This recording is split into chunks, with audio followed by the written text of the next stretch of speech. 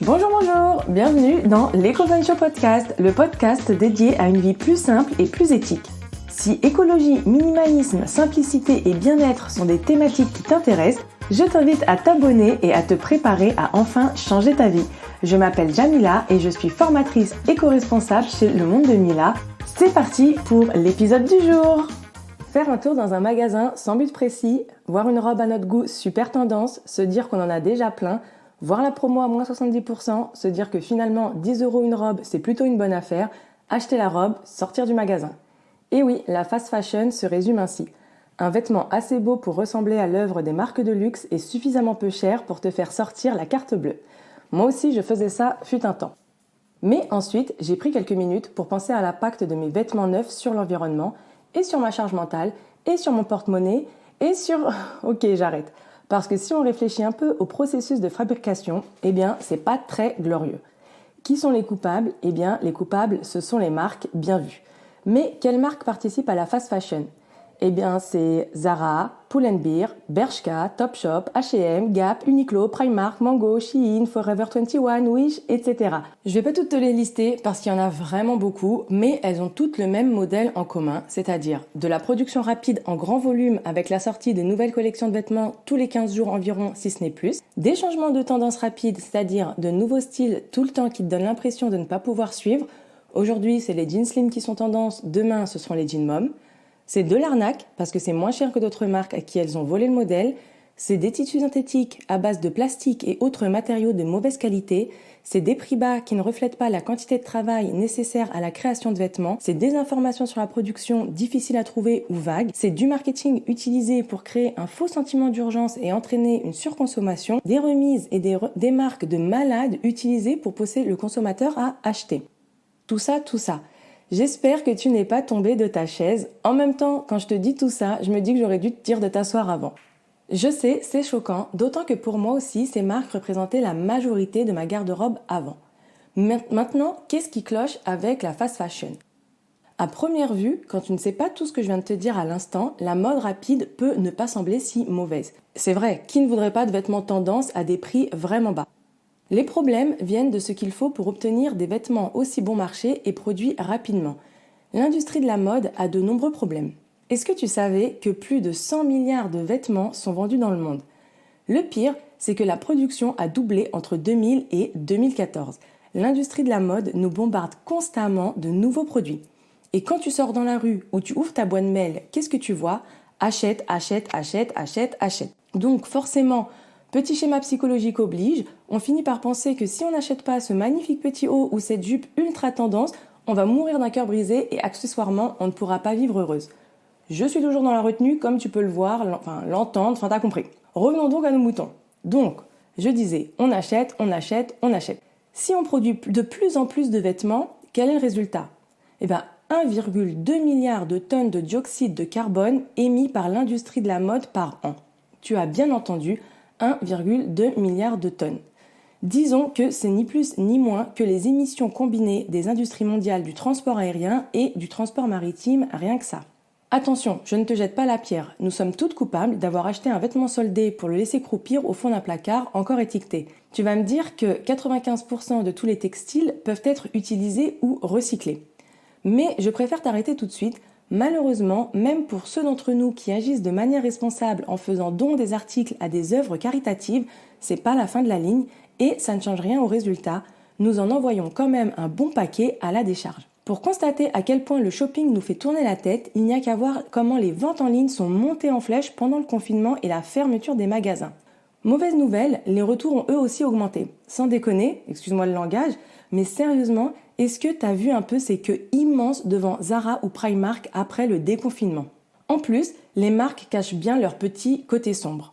Il a été constaté que les entreprises enfouissent et brûlent même les retours plutôt que de les traiter pour les revendre.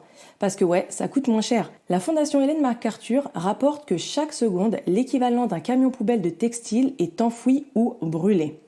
Et ces données datent de 2007.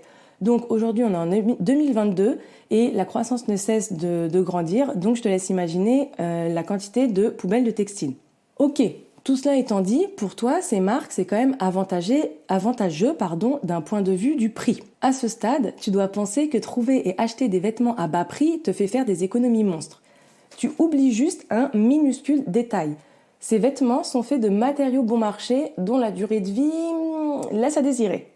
En fait, selon certaines recherches, un vêtement fast fashion est conçu pour être porté moins de 10 fois. C'est donc du gaspillage dans toute sa splendeur et sans honte en plus. Et j'imagine que tu en as déjà fait les frais. Rappelle-toi cette superbe chemise qui taillait parfaitement, tu l'as mise une fois en machine et hop, comme par magie, plus de chemise. D'un autre côté, si on compare les tarifs de la fast fashion et des marques de mode éthique, on peut se dire qu'on n'a pas les moyens de la mode éthique. Ce que je peux comprendre. Mais j'ai envie de comparer cela à la nourriture par exemple.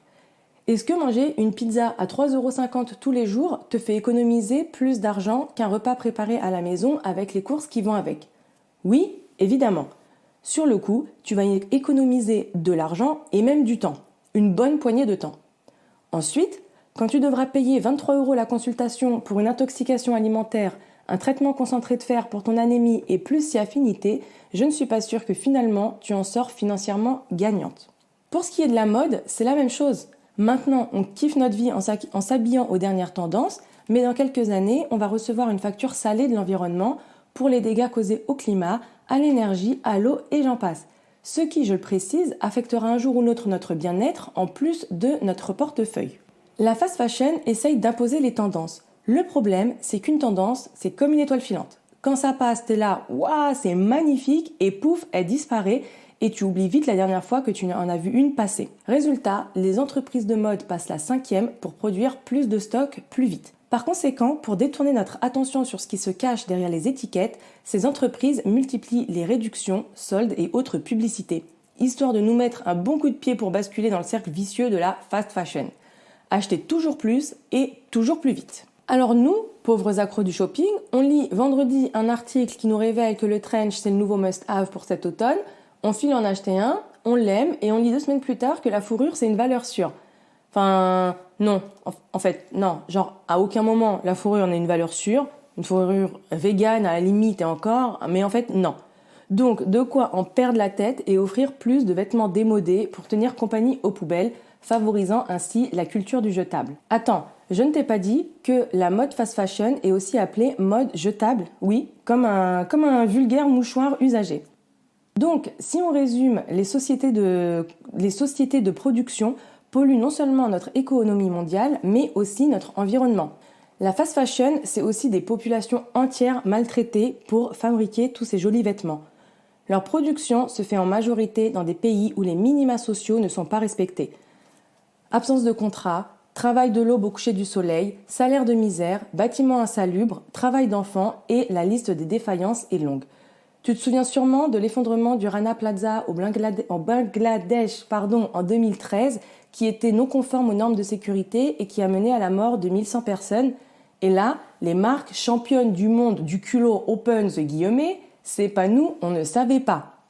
J'imagine aussi que tu as entendu parler des camps ouïghours ou encore du scandale des étiquettes Shein où les employés, c'est pas forcément le bon terme, mais où les employés avaient écrit Help et Save Me sur les étiquettes. Donc pas besoin d'être bilingue pour comprendre le message. Ce que je veux dire par là, c'est que si ce n'est pas toi qui paye, c'est forcément quelqu'un d'autre. Et les chiffres parlent d'eux-mêmes. 20% du gaspillage d'eau dans le monde proviennent de l'industrie de la mode. Tu vois ton beau t-shirt avec des imprimés là, il faut l'équivalent de 70 douches pour le concevoir. Et pour produire un jean, c'est 285 douches. Et les dégâts ne font qu'empirer.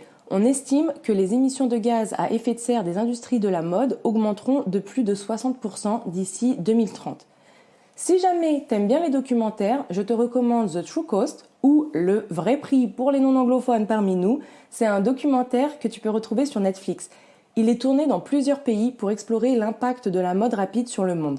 D'ailleurs, toujours dans ce programme, tu apprendras que 80 milliards de nouveaux vêtements sont consommés chaque année, soit une augmentation de 400% par rapport à ce qui était consommé il y a 20 ans. Je ne te spoile pas la suite, je te mets le lien de la bande-annonce dans la description du podcast, elle ne dure que 2 minutes, si jamais tu as envie de changer un peu de ta série habituelle. Heureusement, Après tout ça, après tout ce scénario un peu noir, un peu sombre de la fast fashion, je te rassure, il existe des solutions pour gaspiller moins et repenser notre garde-robe. C'est parti pour les 9 solutions. Passer au dressing responsable est assez récent pour moi. Avant de devenir écolo, j'étais sacrément matérialiste. Oui, voilà, exactement l'image que tu as de l'acheteuse compulsive. Donc vêtements, chaussures, sacs, écharpes, manteaux, vestes, tout y passait et tout était une bonne excuse pour une journée shopping. Et je ne pense pas être un cas à part. Si je jette un coup d'œil à ton dressing, je suis prête à parier qu'il n'y a plus la moindre petite place. Ce qui expliquerait pourquoi tu as mis plusieurs vêtements sur un seul cintre. Si seulement ça t'inspirait plus d'idées de tenue, là encore, on n'y est pas. Tu passes une plombe à fixer tes vêtements en attendant que l'un d'eux te dise « Hé, regarde-moi, je suis un excellent choix !» Sans compter que si tu te penchais sur le cas de ces vêtements, tu pourrais en éliminer une bonne partie parce qu'ils taillent mal ou que le tissu s'est effiloché ou que le blanc n'est plus tout à fait blanc. Bref, il y a assez de bons arguments pour passer au dressing responsable. Commençons par le commencement, la théorie, parce que c'est quand même la base. Peut-être que pour toi, le rangement rime avec Marie Kondo, mais on n'en est pas là. Là où je veux en venir, c'est que bien ranger te permet aussi de mieux consommer. En fait, c'est plutôt logique. Pour savoir quoi acheter, il faudrait commencer par ce que tu as déjà. Et ça vaut pour n'importe quelle pièce de ta maison, pas seulement pour ton dressing responsable. Avant d'improviser un tri, assure-toi d'avoir du temps devant toi, genre plusieurs heures ou jours, selon les dégâts. La meilleure méthode de tri et la seule qui fonctionne pour moi, c'est de tout sortir et poser sur le lit ou par terre sur un linge. Déjà parce que tu vas direct te dire « Waouh, j'ai vraiment beaucoup de vêtements quand même ». Et ensuite parce que si tu veux bien ranger, tu dois tout reprendre du début. Et je ne sais pas si je dois le préciser, mais je le fais quand même, évite de mélanger le linge sale et le linge propre. Dans la pratique, voilà comment ce tri va se passer. Tu vas commencer par tout passer en revue et accessoirement redécouvrir des vêtements que tu avais complètement oubliés et peut-être même retrouver de l'argent au fond d'une poche. Forcément, tu vas devoir essayer des vêtements que tu n'as pas portés depuis longtemps. Alors attention, je ne dis pas que tu vas pas rentrer dedans, je dis juste que le tissu a pu rétrécir, ce sont des choses qui arrivent. Et il y a quand même un conseil de Marie Kondo que je partage, c'est que tout doit être kiffant dans ton dressing, vraiment jusqu'aux sous-vêtements. Bon, après j'ai un peu décroché quand elle a commencé à parler de lumière, d'émotion, mais peu importe, tu as l'idée. Donc je t'explique pourquoi je trouve ça important, c'est que tout simplement, si tu kiffes tes vêtements, tu vas kiffer te voir dedans, ils vont te donner de l'assurance, de la confiance en toi. Alors que si t'es pas à l'aise dedans, ça va être un moment compliqué quand tu vas les porter. Tu peux facilement devenir la fille qui tire sur sa jupe toutes les 30 secondes ou qui titube sur ses talons. Je dis ça, je dis rien, mais on a toutes vu ce genre de fille dans la rue. Je citerai aussi Diana Vreeland, une rédactrice de mode, qui dit « Il ne s'agit pas de la robe que tu portes, mais de la vie que tu mènes dans la robe ». Je te laisse méditer sur cette phrase très intéressante. Bon, maintenant que tu as redécouvert ta garde-robe, tu fais 4 tas. Les vêtements à donner, vendre, recycler, ceux qui ont besoin d'être recousus, les habits que tu comptes garder, et enfin, ceux qui doivent être stockés ailleurs, la cave, sous le lit, peu importe, tant que les vêtements hors saison restent hors de ta vue. Donc là, normalement, tu y vois plus clair. Le deuxième conseil, c'est qu'il est grand temps d'apprendre à entretenir ses vêtements. Si tu veux éviter de passer par la case shopping tous les premiers du mois, je te conseille vraiment d'entretenir tes vêtements actuels. Je parle par exemple du lavage, en veillant bien à ne pas dépasser les 30 ou 40 degrés. Au passage, c'est une habitude bonne pour toi et pour l'écologie. Et en bonus, tu peux utiliser une lessive avec un label écologique. En plus, ces bonnes habitudes te feront économiser de l'énergie et donc de l'argent. Pour ce qui est du séchage, le mieux, c'est de favoriser l'air libre au maximum dans un endroit aéré de préférence. Troisième conseil, la mode rapide pousse à avoir un style branché qui nous fait nous sentir démodés si on ne suit pas le rythme. Lorsqu'on décide que nous ne voulons plus acheter de fast fashion, on se détache de ce qui est entre guillemets à la mode en ce moment. On peut choisir de porter ce qui, selon nous, nous reflète vraiment, ainsi que notre personnalité et notre style de vie. Identifier ce que tu aimes en dehors des tendances te permet d'acheter des pièces que tu pourras et voudras porter pour les années à venir, pas seulement pour le moment. Donc normalement, après avoir fait les différents tas, tu as assez de recul pour savoir si tu as besoin d'autres vêtements ou si ta garde-robe actuelle te suffit comme ça. Et si on est dans la dernière option, on ne touche plus à rien et on applique la méthode américaine one in, one out. En gros, si tu achètes un nouveau vêtement, tu dois en retirer un de ton nouveau dressing responsable. Ça t'évitera de devoir entasser tes vêtements sur un seul cintre au bout d'un moment par exemple. Par contre, si tu n'as mais vraiment plus rien à porter, là on peut en discuter. Et non, ça ne marche pas si tu as déjà 4 robes noires. Et enfin, on pourra parler d'achat responsable. Petit disclaimer, je ne compte pas du tout te pousser au 100% vegan, ni même au 100% made in France. Je suis convaincue de leurs bienfaits pour la planète et tout ça. Là n'est pas la question, je pense juste que ce n'est pas le centre de la réflexion. Avant d'en arriver là, il faut commencer par comprendre ce qui te pousse à choisir l'une ou l'autre des options. Avoir de vraies motivations et ne pas vouloir faire comme tout le monde parce que c'est la tendance et ensuite culpabiliser au moindre achat.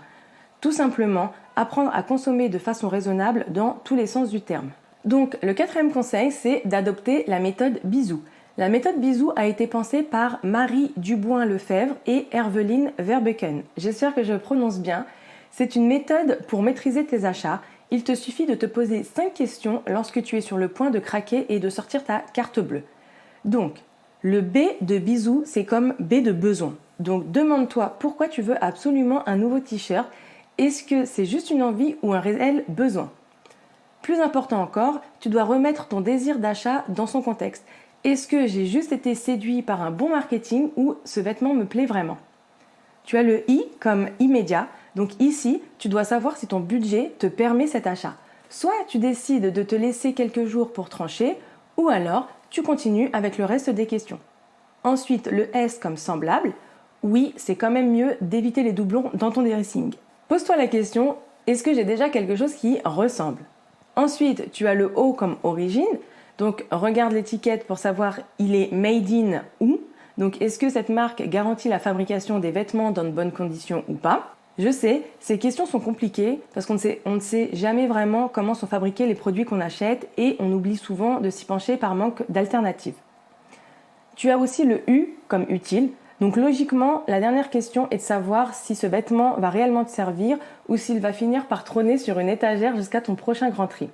En d'autres mots, est-ce que c'est une question de vie ou de mort ? Et si oui, comment j'ai bien pu m'en passer jusque-là ? Donc, après toutes ces réflexions sur ta façon de consommer, je pense qu'on élimine une bonne dizaine d'achats compulsifs pour ce mois-ci. 5e conseil, c'est pense à acheter des vêtements d'occasion.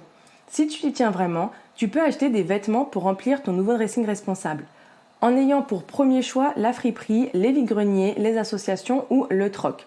Si tu n'as pas le temps ou la patience de fouiller pour savoir où aller, je te comprends. Je te mets la liste des meilleures friperies en ligne dans la description du podcast. Donc tu auras Once Again, Ethic to End, Label Emmaüs, la friperie solidaire, etc. Je te conseille d'aller voir dans la description du podcast. C'est une liste à vraiment garder sous la main coûte que coûte.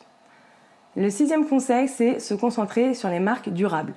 Des marques de créateurs qui allient style et mode durable, ça existe. J'en ai fait un podcast complet et je te recommande de l'écouter. Je te mets le lien directement dans la description. Pour t'en faire un petit résumé, les vêtements durables, contrairement aux vêtements de la fast fashion, sont fabriqués à partir de tissus respectueux de l'environnement et de colorants naturels non toxiques. Les travailleurs reçoivent un salaire équitable et ont des conditions de travail sûres. Le produit fini est de haute qualité et conçu pour durer de nombreuses années. Les produits sont emballés et expédiés de manière durable. La marque s'engage pour une production éthique et le processus est transparent, alors que la mode rapide, disons que c'est tout le contraire. Donc, 7e conseil, privilégier les matières durables et éthiques pour son dressing, en cherchant des vêtements fabriqués à partir de fibres naturelles, elles-mêmes produites de manière durable si possible, comme le coton bio, le lin bio, le chanvre, le tencel, etc. Les colorants non toxiques sont également importants pour créer des vêtements qui ne veulent pas secrètement te tuer, idéalement bien sûr. Les fibres recyclées sont très bien aussi tant qu'on sait comment elles ont été produites et testées. Surtout quand on sait que les tissus fabriqués avec du plastique recyclé sont aussi considérés comme des matériaux durables. En parlant de matières durables et éthiques, je suis obligée de te rappeler qu'il faut préférer les jeans bruts non délavés, non vieillis et non troués. Histoire de dormir la conscience tranquille en ce qui concerne notre empreinte sur l'environnement. 8e et avant-dernier conseil, c'est les labels. Parce qu'un label, ce n'est pas rien. Pour mériter d'être labellisé, les industriels s'engagent à limiter l'usage de produits toxiques et d'allergènes, ainsi qu'à réduire le plus possible leur impact sur l'environnement et la santé. Ils mettent aussi en avant les savoir-faire artisanaux et le fait main, toujours pour préserver l'environnement et valoriser le travail de très nombreux artisans. Si tu n'y comprends rien au label, je t'en recommande 5. Donc tu as l'écolabel européen, Donc ça, pour les vêtements et le linge de maison, ce label signifie que le textile est composé de fibres durables et de haute qualité, les procédés de fabrication sont moins polluants, l'utilisation de certaines substances dangereuses pour la santé a été limitée ou interdite, et que le textile respecte des critères sur les conditions de travail. Pour les chaussures, ce label prouve qu'elles contiennent moins de substances dangereuses pour la santé humaine. Lors de la fabrication, la consommation d'eau, d'énergie et la pollution de l'air ont été limitées. Donc, écolabel européen pour le premier label. Le deuxième que je te recommande, c'est EcoCert Textile.